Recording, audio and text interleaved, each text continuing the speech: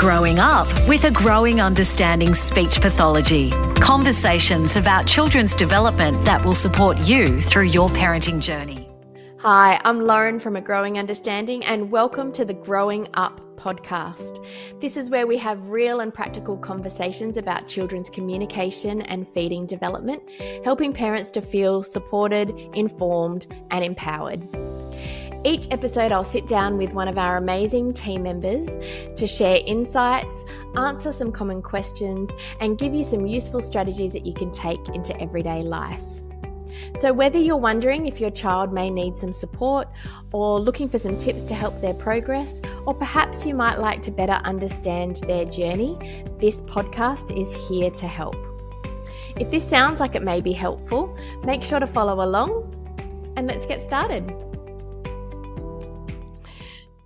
Welcome back to another episode of Growing Up with a Growing Understanding. This is a podcast for parents of children and who are interested in communication and how to support their children as they're growing up.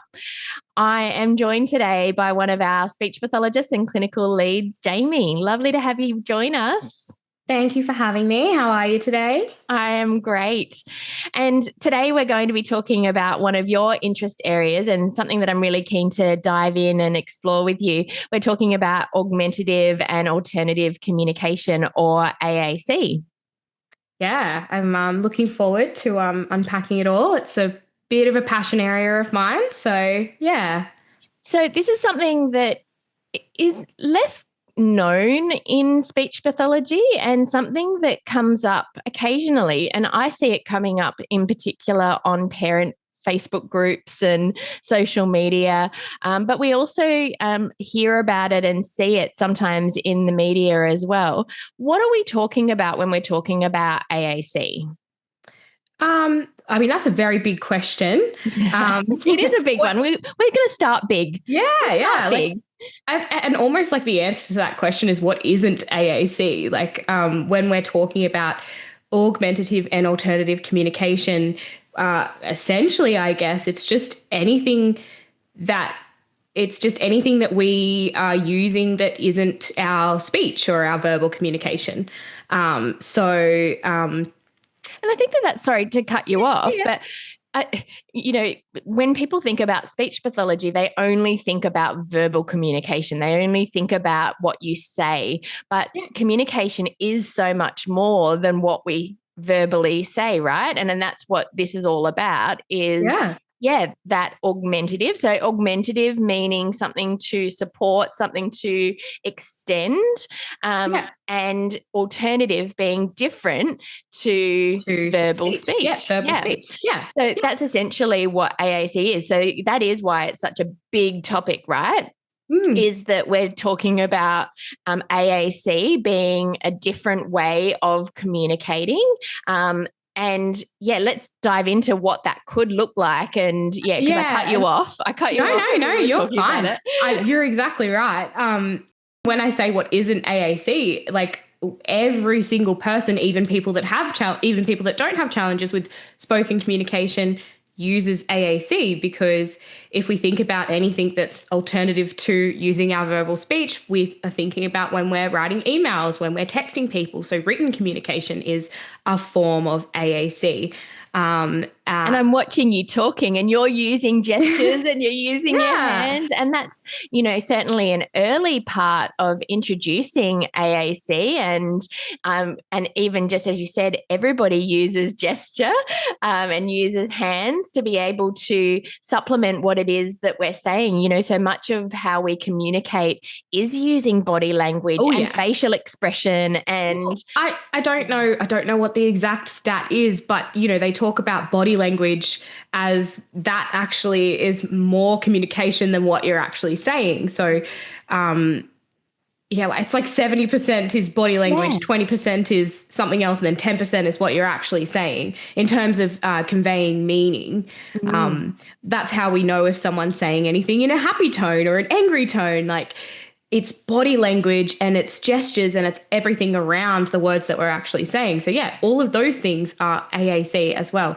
I'm very expressive, so I'll probably I'm move waiting around for the you whole to time. use your hands to hit the mic or something like that. I think it comes with, our work too, is that we do use our hands. And the more that you're using your hands, I start using my hands a little bit more. So I think I want to explore that a little bit further with you. How did you become interested in AAC? What has your career trajectory looked like specific to speech pathology? How did you get involved with using AAC, and what did that look like for you in that speech pathology role? So I think my interest for AAC probably started in my last year of university, which was a little while ago now. I did my 4th year placement at a non-government organisation in a disability sector. And the primary caseload there was non-speaking clients with neurodevelopmental disabilities, but physical disabilities as well. So that was my 4th year placement. And I suppose that's probably where my interest was first sparked. We didn't learn a whole heap about AAC throughout our university degree. And I think for me, the interest and the passion came from working with those clients on the ground. After that 4th year placement, I then went into a new graduate role supporting a predominantly non-speaking caseload. What that looked like for me was also supporting children. It was a pediatric caseload with physical disabilities as well. So my experience with AAC was also trying to find different access methods for children to communicate as well. So that meant using systems like eye gaze, which is where essentially a client might use their eyes to control a mouse on the screen of a computer. And then that helps them communicate. They might be able to find a message on there with their eyes like we would use a mouse. And so I guess it was really empowering for me as someone that hadn't been exposed to that a lot, growing up and everything, and then just being able to give these kids some power and to communicate for the first time. It's really exciting, and it's I can't explain the feeling when you see these kids accessing and that light bulb moment of being like, oh, I can communicate, or that person just understood what I said and I got this, or I was able to communicate what I wanted to communicate. So very long-winded answer, but I suppose that's how I got interested. It was just in my first role. Yeah. And that's what's so nice to see in your role, Jamie, is your passion for AAC, because that's really filtered out to our whole team. And I'm so proud when we say that our team are really equipped and they have the skills and the experience to be able to support children with AAC systems and to be able to access communication in lots of different ways. And so we've seen so many clients benefit from that as well. So I wanted to jump in and also just explore what that could potentially look like. But before we do, what's one of the misunderstandings or one of the things that parents might not know about AAC? So one of the things that we face as speech pathologists is that when we suggest to families about using augmentative alternative communication, whether it's gesture, whether it's something more high tech, whether it's using pictures, anything like that, sometimes there's some misunderstandings or things that families might not understand. What would you like to share with parents to be able to assist with that? Yeah. It's a tricky one, and I can understand why often we do have families that maybe have, they hear the word AAC, they don't know what that means, and that's scary because we're recommending something that's different to spoken communication. And I guess what I really want people to help understand or know is that AAC isn't just something that is an alternative forever. AAC generally it can be part of our speech pathology plan goals for a short-term period. AAC can be used to help children communicate right now when they're still doing some skill development around spoken communication. There is a lot of evidence and research out there to suggest that implementing AAC actually increases spoken communication. So I would love people to see it as, I guess, an intervention approach or a way to help support spoken communication. But also, I guess, as a society, the way humans communicate is through spoken communication. So that is, I guess, that has become like the ideal way of communicating. And, it makes sense that when we have our parents come in and we're discussing goals is that they want their child to use spoken communication, and that's perfectly fine because that's the way the world works. But I guess it's just one of those things that we're not trying to move away from using spoken communication. We're trying to support, or we're giving children a way to communicate right now, because more often than not, that is the frustrating thing for our kids, is that they can't communicate for whatever reason. And we need to give them something to communicate right now, whether that's as simple as some pictures on the fridge so they can choose what food they want to eat, or using a tablet or an actual hardware device to press a button that tells you what they want. Just giving kids something to communicate for right now, and then we focus on that spoken communication skill later, or it comes because we're using AAC as well. Sorry, I just had one more. No, of course. I was going to cut you off, but I won't. The other thing I was just thinking is, we have, we're in a society where, we can use spoken communication or other forms of communication to communicate. Like, it doesn't have to be spoken communication all of the time.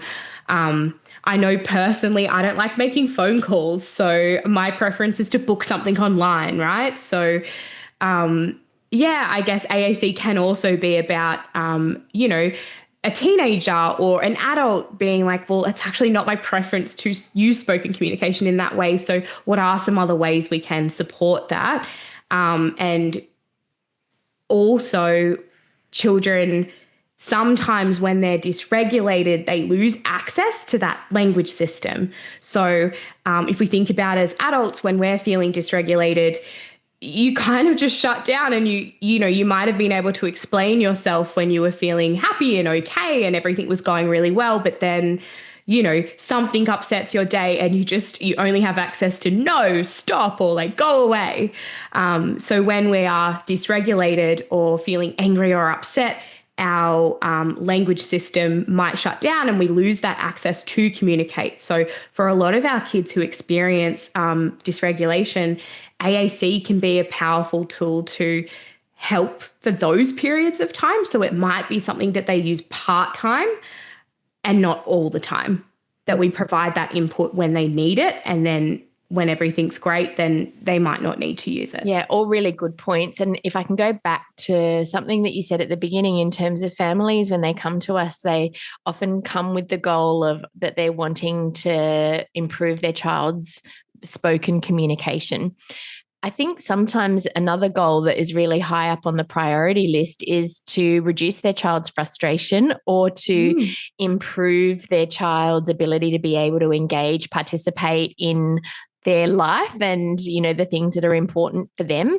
And so I think that with all of what you've just said in mind, that's always our goal and our intention as well, is to work with the family about what's a priority for them and what's a priority for the child, and how can we use a range of different techniques and systems and supports to be able to help the child to function, to be able to participate, and to have them participate, communicate, and engage most effectively, efficiently, and on their terms.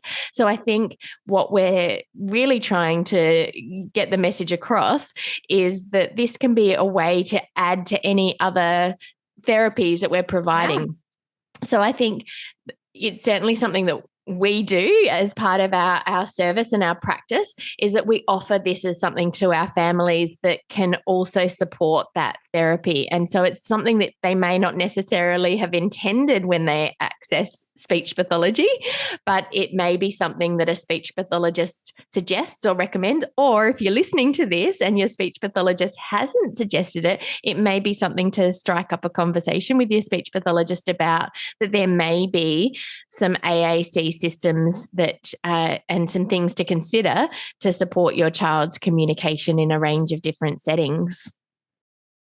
Yeah, absolutely. And I guess that's the point there as well, a little bit, when you talk about a range of different settings. Like, we might have some children who in their home setting, they communicate beautifully because that's their safe place, but then they might be with some unfamiliar people. And whilst parents and carers might be able to interpret or understand what a child is communicating beautifully all the time, they may then go into a preschool setting or a school setting, and then they've got all of these unfamiliar people that don't know them and don't know how they communicate, and then some shutdown and more dysregulation can come off the back of that. So yeah, we might look at ways to support using AAC in a preschool setting, even if that's just something as simple as a visual that they can show the teacher when they're feeling upset or they need a break. Like a lot of times with a lot of my kids that might not feel like they can advocate for themselves verbally in a classroom, I might introduce a visual support that they could have a card that they could give to the teacher. And that's a form of AAC as well. I think really. The other thing that you've touched on when we're talking about our role as speech pathologists in introducing and supporting children with AAC, it does involve the trial of these systems, being able to assess and prescribe the system that's going to be most appropriate for the child, but then also continuing to train and support not only the child and the family, but all of the main communication partners that are going to be interacting with the child using that AAC system, whether it's pictures, whether it's gestures, or whether we're talking really high-tech devices. There needs to be that ongoing engagement with the speech pathologist, so that everybody's on the same page and they can understand how to be able to interact and to be able to use that system, because otherwise it's going to be ineffective. Yeah. And I think another, misunderstanding perhaps around AAC is that, we might just give a child a device, like it could be a software with some sentences in it that express their needs, or a visual sheet with food choices on there. And I think sometimes the expectation is that child's just going to pick it up and run with it straight away, but they actually need to be explicitly taught and shown how to use that device. And one analogy I use is that, learning AAC is like learning another language. We wouldn't as an adult, we wouldn't be able to learn Japanese if we couldn't actually practice the words with someone or go back and forth, or we lose that skill if we're not practicing it. So it's such a collaborative process. And, our kids at home, when they're at home and outside of speech sessions, they need to be shown how to access different buttons or how to use their AAC so that it can be really effective. Yeah, I think it's just a very collaborative process, and that's why speech pathologists are involved ongoing. But, our job is to try and empower the parent to become that person to do that as well. I think I've shared this story with you. I think you're familiar with it, but I want to share it with those who are listening. We had an example of a young child around the 2 years of age, and we trialed a high-tech AAC system with this child. And so often our trials of devices, it can go for a couple of weeks where we're trialing that system in a range of different settings. We provide that training and support that you spoke about. And then we summarize that trial. We document it. We put in applications for a more longer term permanent system for that child. So once this child trialed this system, they then didn't have access to that AAC system for a couple of weeks, and the parent reached out to us and said that there'd been a regression in their feeding. They were a lot more frustrated, and they were really upset, and that their verbal communication and spoken communication decreased and things as well after having had the access using the trial to not having it.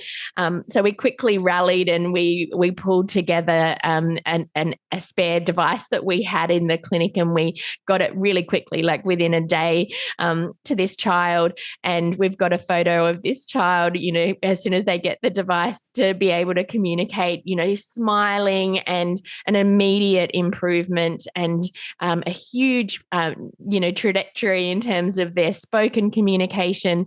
And I think that what that story, I think that story, but sharing it just, it's one of those moments that really, validates everything that you've been saying, but it really just shows. And this was a family that was initially really reluctant to trial AAC with their child because they were wanting spoken communication like we were talking about.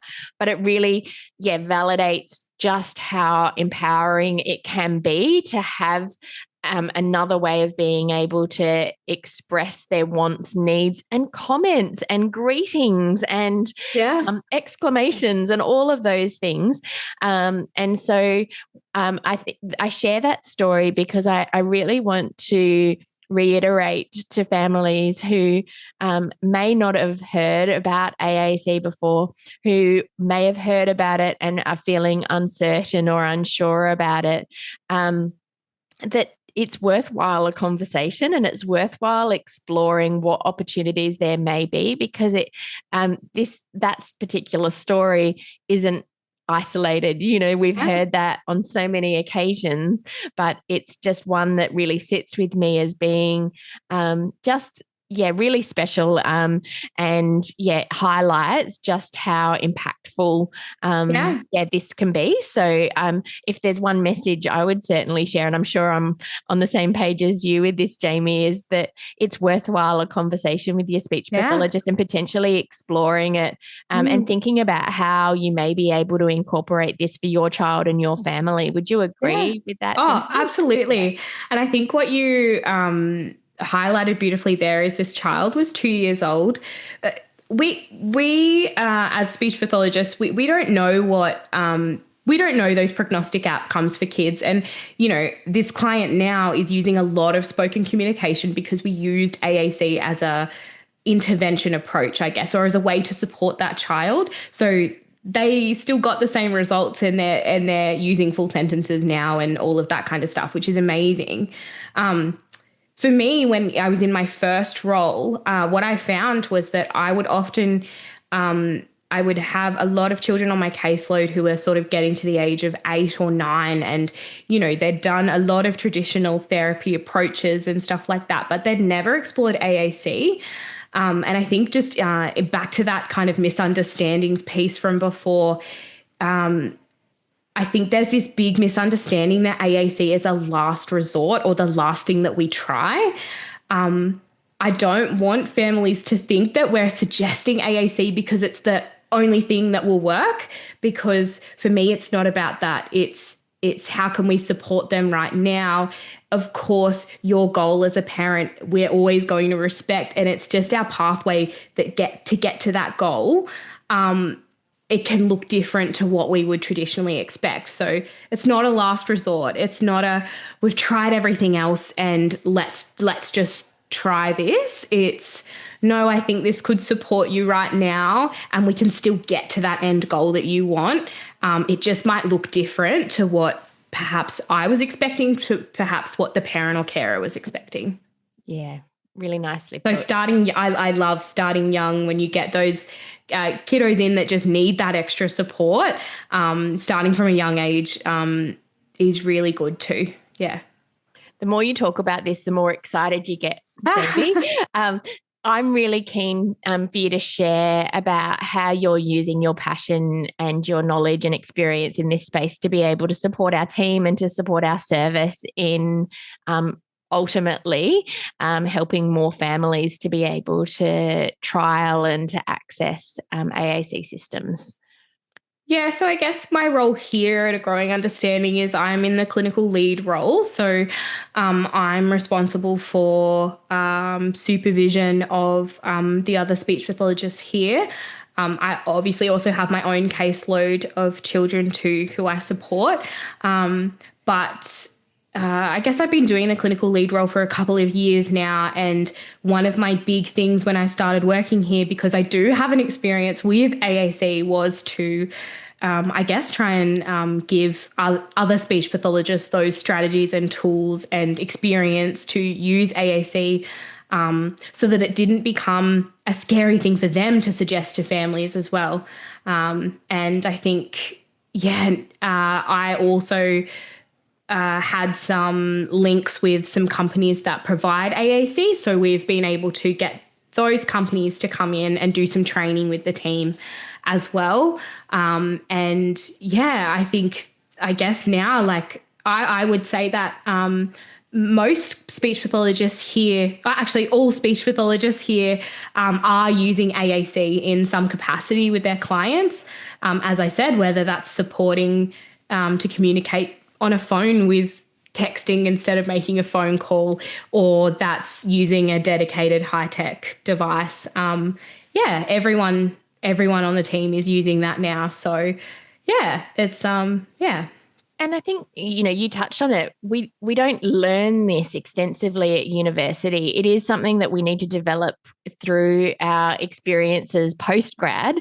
And it's through that supervision, professional development, and through experience and working with children and families that we can continue to develop that. And what's really nice to see is that we are seeing your passion start to spread throughout the team and throughout the service, and ultimately having more clients accessing a greater range of communication systems, which is just lovely to see. And it's a very common thing to see children coming in with lots of different systems, pictures and visual boards and tablets and other devices that they're bringing in. And so when they're coming in and interacting with our CEO, our administration team, or with other families, it's common practice and familiar for them to be engaging in lots of different ways, which is just beautiful to see.